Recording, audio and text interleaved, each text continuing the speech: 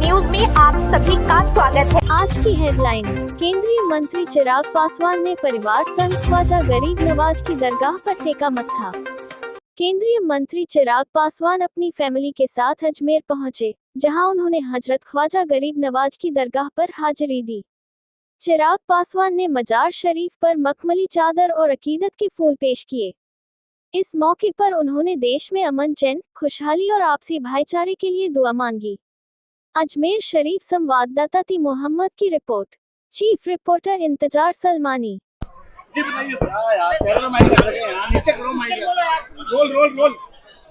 आज मेरे पिता आदरणीय रामविलास पासवान जी उनकी परंपराओं को निभाते हुए जिस तरीके से अक्सर वो पूरे परिवार को लेकर, हम लोग छोटे होते थे, हम लोगों को लेकर यहाँ गरीब नवाज के दरगाह पर, यहाँ पर उनसे दुआ करने लाया करते थे, उसी तरीके से आज मैं भी अपने पूरे परिवार के साथ, मेरी माँ, मेरी बहन, जीजा जी, भांजा, भांजी, पूरा परिवार, सबको लेकर आज यहाँ पर आया हूँ।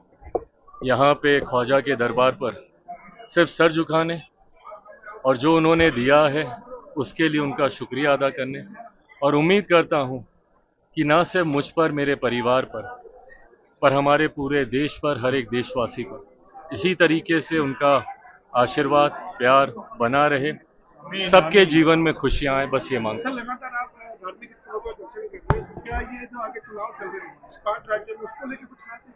बिल्कुल भी नहीं। मैं मानता हूँ ये तो खैर वो राज्य हैं जहाँ पे मेरी पार्टी तो खैर चुनाव नहीं लड़ रही है, गठबंधन में हम लोग सहयोग कर रहे हैं, बट मैं मानता हूँ राजनीति एक तरफ है, ये व्यक्तिगत आस्था का विषय है, मेरी आस्थाएं रही हैं, मेरा विश्वास रहा है, सिर्फ उस नियत से यहाँ पर आया हूँ। सर, यहाँ भजनलाल की सरकार है, ये कैसे काम कर रही है आपके नजरिए में?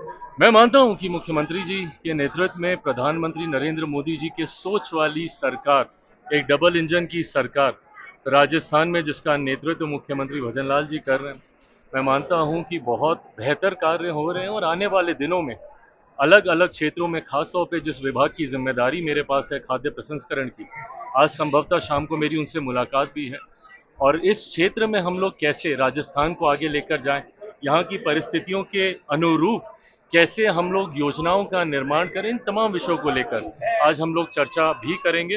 मैं मानता हूं कि इस क्षेत्र में भी हम लोग काफी आगे कार्य कर सकते हैं, खासतौर पर राजस्थान। ट्रंप ने भी भारत को नरक का दरवाजा कहा, उस पर आपका क्या कहना है? देखिए मैं मानता हूं ये तमाम जो विषय हैं ये विदेश नीति से जुड़े हुए हैं। मैं अधिकृत व्यक्ति नहीं हूं इस पे कोई भी अधिकृत बयान हमारे देश की तरफ से देने के लिए। मुझे लगता है बहुत जल्द वो बयान अधिकृत तौर पर भी आएगा, पर इस तरीके के शब्दों का मैं कम से कम मैं निंदा करता हूं अपनी तरफ से, अपनी पार्टी की तरफ। ये बताइए, जो 5 राज्य, उसमें अगले 4 मई को क्या रिजल्ट? मैं मानता हूं 4 मई को 5 के 5 राज्य में एनडीए की सरकार बनने जा रही है, कहीं कोई संदेह नहीं। शुक्रिया। ओके फिर चलो। सिकंदराबाद मिठाइयों के लिए प्रसिद्ध शाहजी डेयरी का नाम जबान पर आते ही मुंह मिठास से भर जाता है। शुद्धता और स्वाद का नाम शाहजी डेयरी है। शाहजी डेयरी प्रतिष्ठान मिष्ठान व भोजन के लिए आपका स्वागत करता है। शाहजी डेयरी के स्वाद के कारण लोग विदेशों में रह रहे अपने रिश्तेदारों को यहाँ की मिठाई भेजते हैं। वास्तव में शाहजी डेयरी की स्वीट्स नगर में अपने स्वाद और नाम की धूम मचाए हुए हैं। लोग दूर दूर से शाहजी डेयरी की स्पेशल खीर, रसमलाई, रसगुल्ले, बर्फी, मिल्क केक, रबड़ी आदि मिठाई खाने यहाँ आते हैं। यहाँ रह रहे अपने रिश्तेदारों से फरमाइश पर शाहजी डेयरी से मिठाइयाँ मंगाते हैं। नमकीन में भी शाहजी डेयरी का कोई मुकाबला नहीं। Special chole bhature, masala dosa, burger, chowmein, paneer पकौड़ियों का तो जवाब नहीं। स्वाद और शुद्धता के कारण ही शाहजी डेयरी की शाखाएं यूपी और दिल्ली में भी अपनी अलग पहचान बना रही हैं। शाहजी डेयरी वो नाम है जो स्वाद और शुद्धता में कोई समझौता नहीं करता। हमारा पता सिकंदराबाद, बुलंदशहर रोड।